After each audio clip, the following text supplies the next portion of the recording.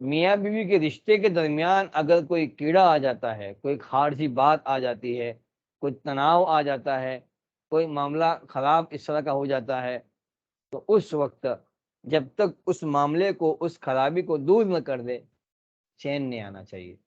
تو یہ ہن لباس لکم وانتم لباس لہن کی بہت بڑی وضاحت مفسرین نے فرمائی ہے کہ اللہ تعالیٰ تعبیر دینا چاہتے ہیں اس بات سے کہ میاں بیوی کو آپس میں ایسے رہنا چاہیے جیسے لباس انسان کا ہوتا ہے، کہ لباس کو ہمیشہ اپنے تن سے لگائے رکھتا ہے، اسی طرح اپنی بیوی کو بھی اپنے ساتھ لگائے رکھے، اس کے ساتھ حسن سلوک کے ساتھ، اس کے ساتھ محبتوں کے ساتھ، اس کی ضروریات کو پوری کر کے، جو بھی اللہ تعالیٰ نے ہمیں متعین کی ہے، جو ذمہ داری ہمیں اللہ تعالیٰ نے عطا فرمائی ہے، اس کا اہتمام کرنے کے ساتھ زندگی گزارنی چاہیے۔ شادی جو ہوتی ہے نا، اس میں جو ناکامی کا جو سب سے بڑا سبب ہوتا ہے نا، ایک سبب اس میں سے یہ بھی ہے کہ ہم مرد کیا سوچتے ہیں کہ جو بھی عورت ہمارے گھر میں ہماری دلہن بن کے آ رہی ہے وہ ہمارے لیے آئیڈیل ہو، بیوی آئیڈیل ہو، اپنی ذمہ داریاں پوری کرے۔ خود ہم یہ نہیں سوچتے کہ ہم بھی آئیڈیل بنے، یعنی مجھے بھی تو بیوی کی ضروریات پوری کرنی ہے، مجھے بھی اس کا کام میں ہاتھ بٹانا چاہیے۔ ازواج مطہرات حضور کے بارے میں کیا فرماتی تھی کہ اپنے ہاتھ سے بکری دھو دیتے تھے، کپڑے کو سوئی دھاگا لگا لیتے تھے، اپنے کپڑے جوتے کے تسمے بن لیا کرتے تھے، مطلب حضور کام کرتے تھے، ایسا نہیں کہ کام نہیں کرتے تھے۔ تو کہنے کا مطلب یہ ہے کہ ہم صرف ایک سائڈ دیکھتے ہیں کہ ہم کما کے لا کے دیتے ہیں، اس کا کام صرف کام کرنا ہے گھر کا، اور ہمارا کام اس کو کما کے دینا ہے۔ یہ ہماری گڑبڑ ہے، یہاں ہماری غلطی ہو جاتی ہے، ایسی بات نہیں ہے۔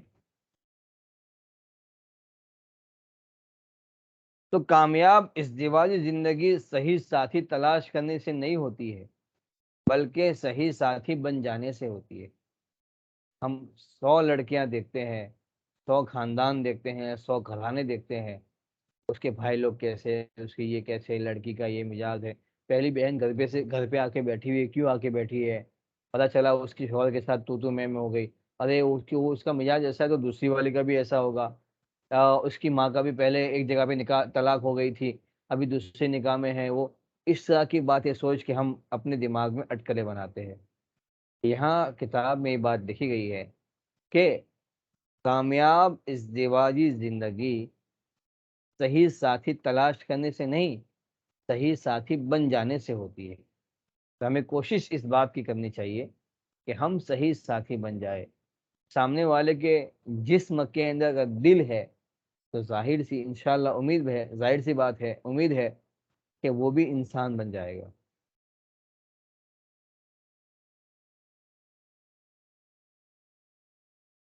تو شادی کے بعد اچھے ساتھی خود بنیں گے تو انشاءاللہ دوسرا بھی انسان اچھا بن جائے گا، ظاہر سی بات ہے یہ، اور یہ اصول ہے۔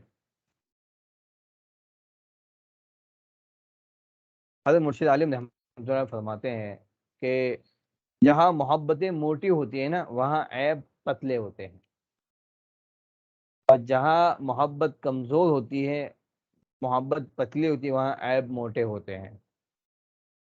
تو خاوند کو بیوی میں بہت ساری کوتاہیاں نظر آتی ہے اگر محبت کم ہو تو، اور محبت زیادہ ہو تو چھوٹی موٹی کوتاہیاں کو وہ اگنور کر لیتا ہے۔ آپ نے نام سنا ہوگا لیلا مجنو کا۔ تو ایک لڑکا تھا قیس نام تھا، اصل میں قیس لفظ ہے یہ، قیس، قیس کہتے ہیں عقل مند کو۔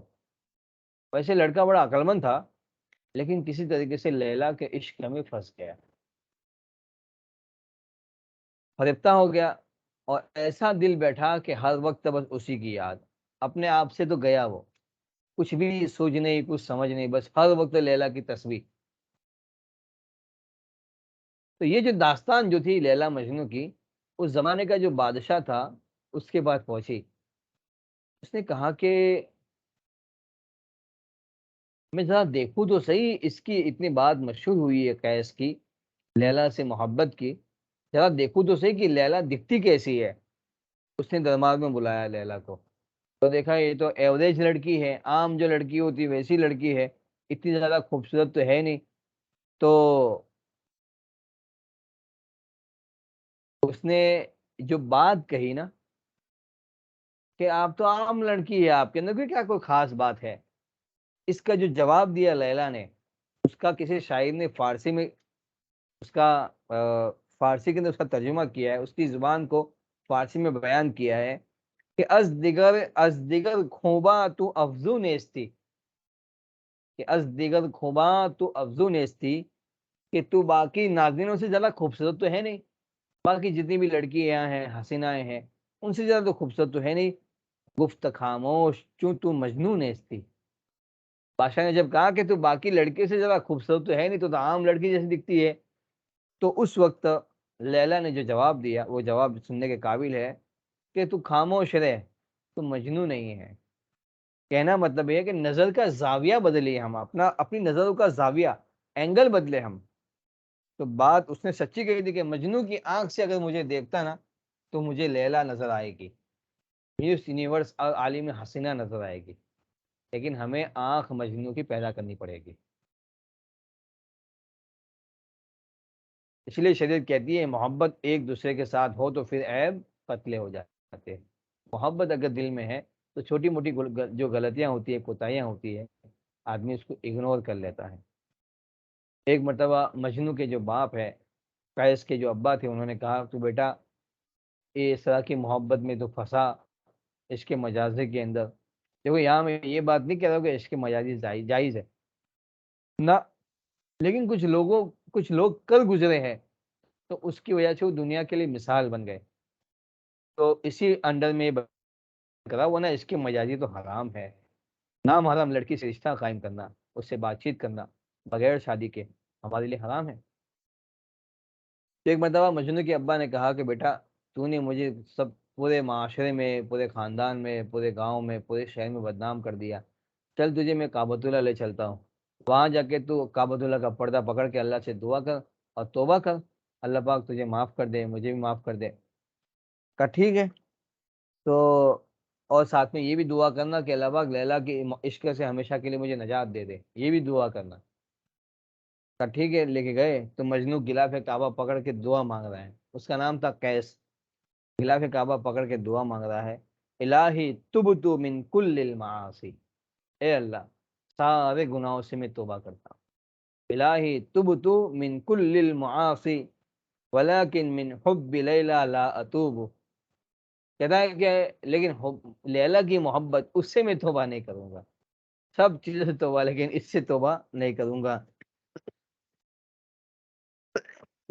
آگے کہتا ہے الہی لا تسلبنی حبہا ابدا، الہی لا تسلبنی حبہا ابدا ویرحم اللہ من قال آمین. اے اللہ لیلا کی محبت میرے دل سے کبھی نہ نکالنا، اے اللہ لیلا کی محبت میرے دل سے کبھی نہ نکالنا، اور جو میری اس دعا پہ آمین کہے تو اس پر رحم. بالکل اکثر لیلا کی محبت نکالنے کے لیے اس کا باپ اس کو کعبۃ اللہ لے آیا، تو یہاں لیلا کی محبت مانگ رہا ہے. تو کہنے کا مطلب یہ کہ اگر انسان کے اندر محبت موٹی ہو، زیادہ محبت ہو، تو چھوٹی موٹی جو غلطیاں ہیں وہ اس میں انسان اگنور کر دیتا ہے. دیکھو اللہ تعالیٰ نے عورت کو بائیں پسلی سے پیدا کیا، دل کے نیچے والی بالکل بائیں پسلی. کیا راز ہے اس میں؟ اس میں راز ہمارے بڑوں نے یہ بتایا کہ یہاں ایک نقطے کی بات یہ ہے کہ اللہ پاک نے عورت کو پیر کی ہڈی سے نہیں بنایا کہ اس کو پیر کے نیچے رکھا جائے، نہ سر کی ہڈی سے بنایا کہ اس کو سر کے اوپر رکھا جائے، بلکہ دل کے نیچے والی پسلی سے بنایا. اس کا مطلب یہ ہے کہ اس کی جگہ دل میں ہے، اس کو دل میں رکھنا چاہیے، دل کے قریب رکھنا چاہیے. سچی محبت ہاتھ ملانے سے نہیں ہوتی ہے بلکہ دل ملانے سے ہوتی ہے. دل جڑتے ہیں تو گھر آباد ہوتے ہیں، جس طرح اینٹیں جڑتی ہیں تو مکان بن جاتے ہیں.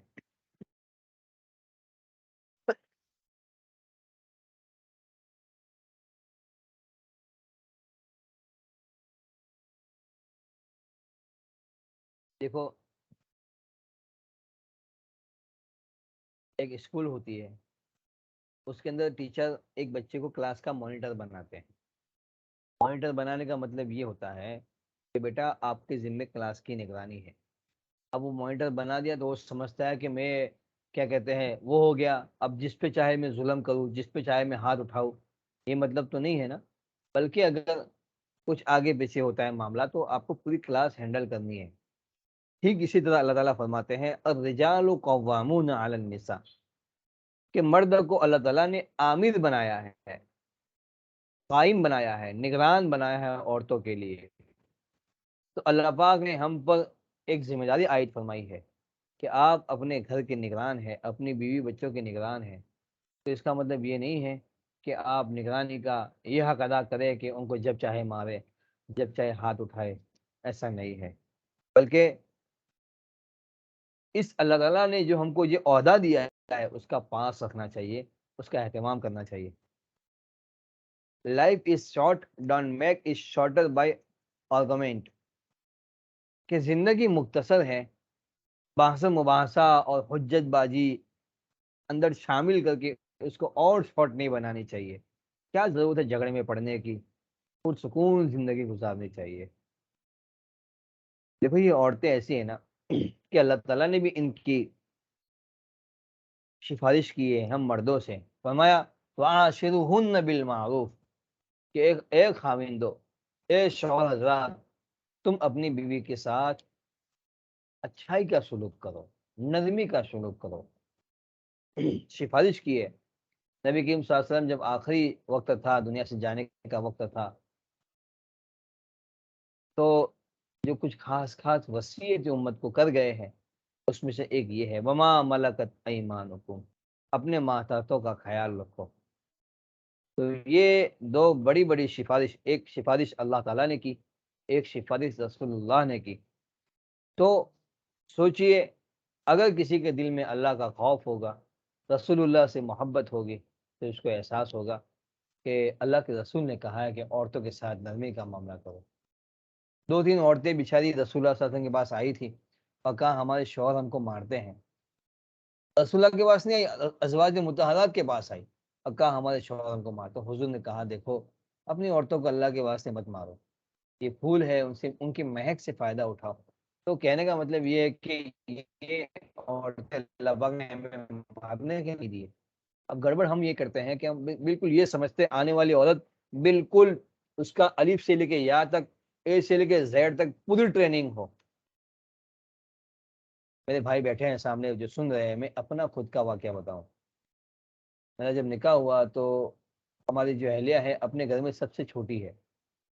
میں کبھی کبھی مذاق میں کہتا بھی ہوں اپنے گھر میں، والدہ کے سامنے بھی اور اہلیہ کے سامنے بھی، کبھی کبھی مذاق میں کہتا ہوں کہ یار ایک بات یاد رکھنی چاہیے، کسی بھی گھر کی چھوٹی بچی ہو نا اس سے آخری بچی سے نکاح نہیں کرنا چاہیے۔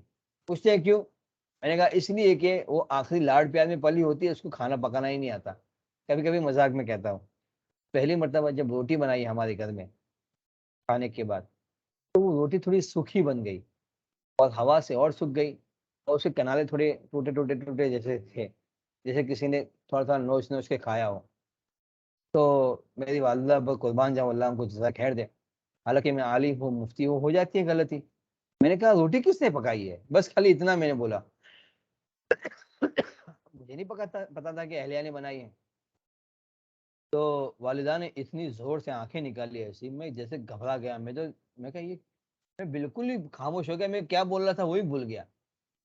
پھر بعد میں مجھے والدہ نے بتایا کہ بیٹا اہلیہ نے روٹی بنائی تھی، آپ کی اہلیہ نے، لیکن اگر آپ اس وقت اس طرح بول لیتے اور سب دسترخوان بیٹھے تھے، آئندہ کبھی روٹی صحیح بنانے کی ہمت نہیں کر پاتی، اور آج ماشاءاللہ اتنی ملائم روٹی بنتی ہے کہ الحمدللہ۔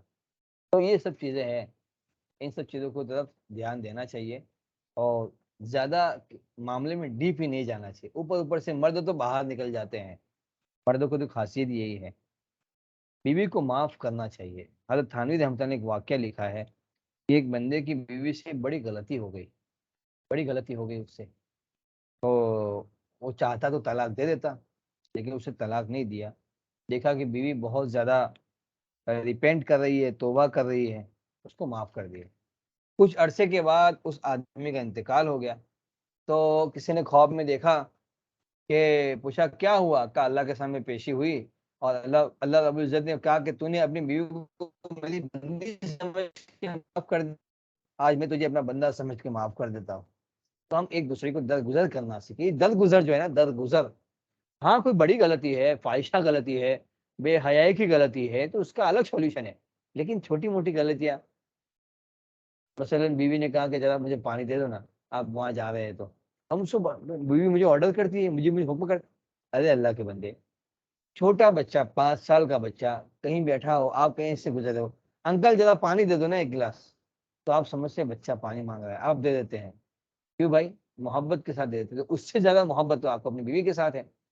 کبھی کھانا گرم کر لیا، بیوی نے کہا تھوڑی کمر دکھ رہی ہے، آپ ذرا مجھے دبا دو کمر. اور تجھے میرے پیر دبانے چاہیے تھے بھائی، کیوں؟ اس کے اندر جسم نہیں ہے، اس کا جسم نہیں ہے، اس کی جان نہیں ہے.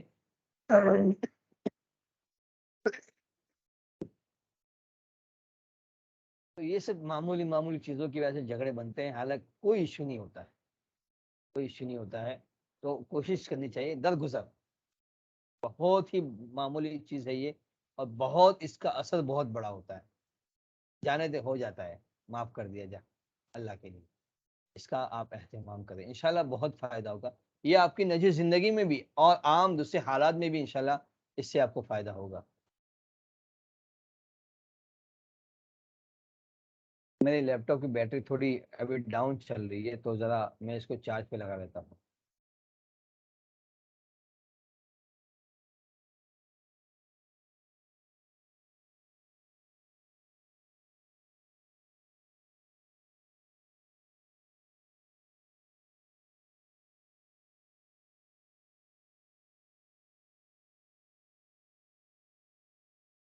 اب یہ جو زندگی، نکاح کی زندگی جو کامیاب ہوتی ہے، اس کا ایک راز بتاتا ہوں میں.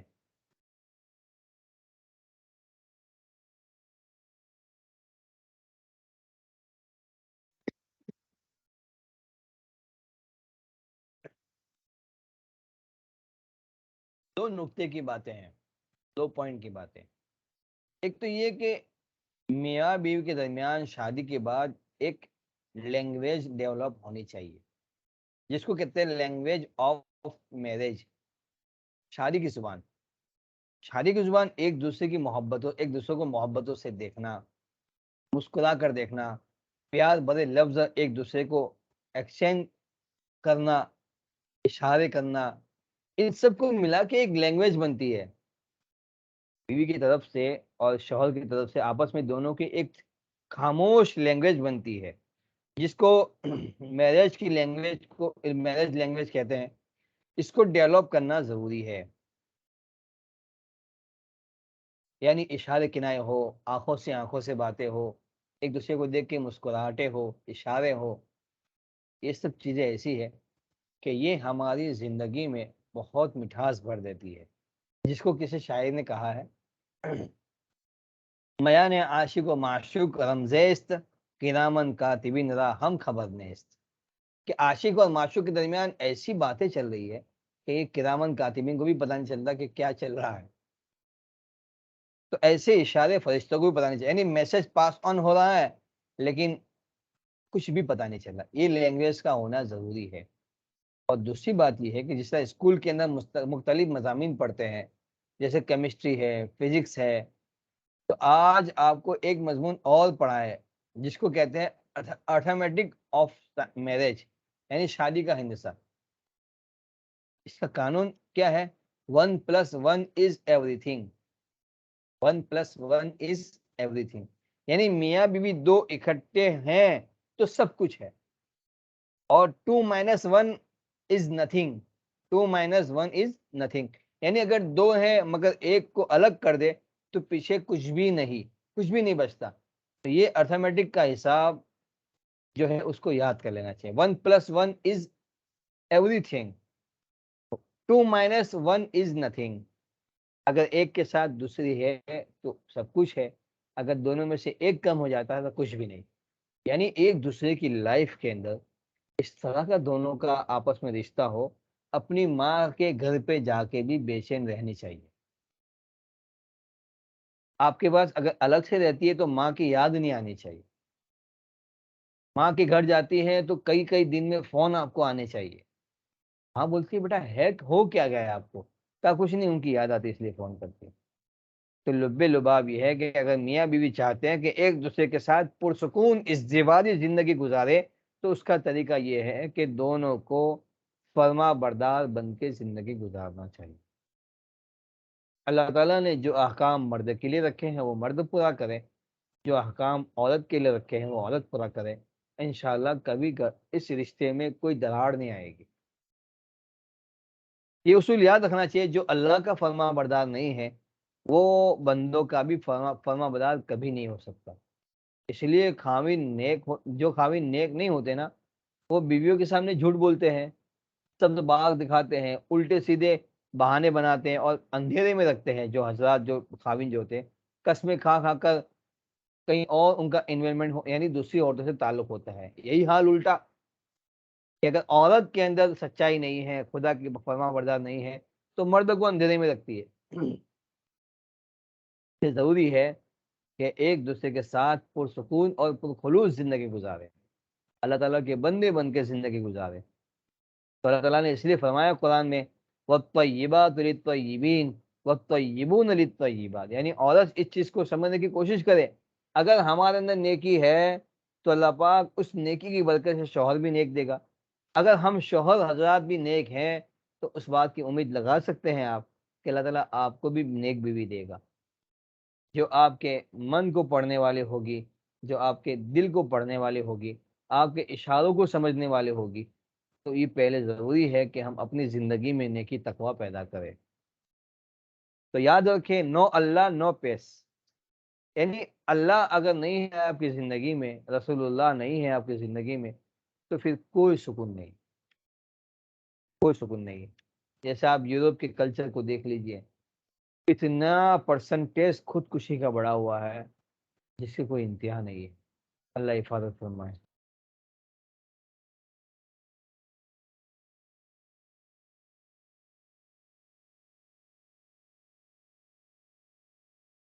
تو آج کی اس بات کا خلاصہ کلام یہ ہے، اصل جو چیز ہے نا وہ ہماری زندگی کے اندر دینداری، اخلاق کو پیدا کرنا۔ دیکھو، پیشانی بغیر جھمر کے بھی اچھی لگ سکتی ہے اگر اس پہ سجدوں کا نشان، آنکھیں بغیر سرما کے خوبصورت لگ سکتی ہے اگر اس میں حیا ہو، پلکیں بغیر مسکرائے بھی اچھی لگ سکتی ہے اگر وہ شرموں سے جھکی ہوئی ہو، اور قد اور اونچی ایڑی والی جوتی بغیر بھی اچھا ہو سکتا ہے، اونچا ہو سکتا ہے اگر انسان کی شخصیت بلند ہو، اپنی شخصیت میں بلندی پیدا کرے، اپنے اخلاق و کردار کے اندر عظمت پیدا کرے۔ یہ اصل حسن ہے جو پوری زندگی پاس رہتا ہے۔ بات ختم یہاں کرتا ہوں ایک شاعر کی بات پر، اگر تم حسن چاہو تو میرے چہرے پہ مت جاؤ، اگر تم حسن چاہو تو میرے چہرے پہ مت جاؤ کہ چہرے بجھ بھی جاتے ہیں، میری قامت کو مت دیکھو کہ قامت ٹوٹ بھی جاتی ہے، طلب ہے حسن کی تو پھر دل کی گہرائی میں جھانکو، میرے اندر جو انسان ہے وہ سب سے خوبصورت ہے۔ یعنی انسان کا اندر کا جو انسان ہوتا ہے نا، وہ اگر خوبصورت بن جاتا ہے تو پھر انسان آپس میں ایک دوسرے کے ساتھ محبت و بھری زندگی گزارتا ہے، اور اللہ کا بھی مقبول اور پسندیدہ بن جاتا ہے، اور مخلوق کا بھی پسندیدہ اور محبوب بن جاتا ہے۔ الحمدللہ، یہ اس ازدواجی زندگی کے تعلق سے جو ہم پہلا سبق لے کے شروع کیے تھے، اور کیا کہ ازدواجی زندگی قرآن کی روشنی میں، تو یہ الحمدللہ آج ہمارا یہ سبق مکمل ہوا۔ اس کے بعد والے ہفتے انشاءاللہ ہم پھر ملیں گے سیٹرڈے سنڈے کو، اس میں ہم انشاءاللہ اگلی کتاب گھریلو جھگڑوں سے نجات، اس میں بڑوں کی جھگڑوں سے نجات کے تعلق سے انشاءاللہ پڑھیں گے۔ تب تک کے لیے دعاؤں میں یاد رکھیں۔ فی امان اللہ، السلام علیکم ورحمۃ اللہ وبرکاتہ۔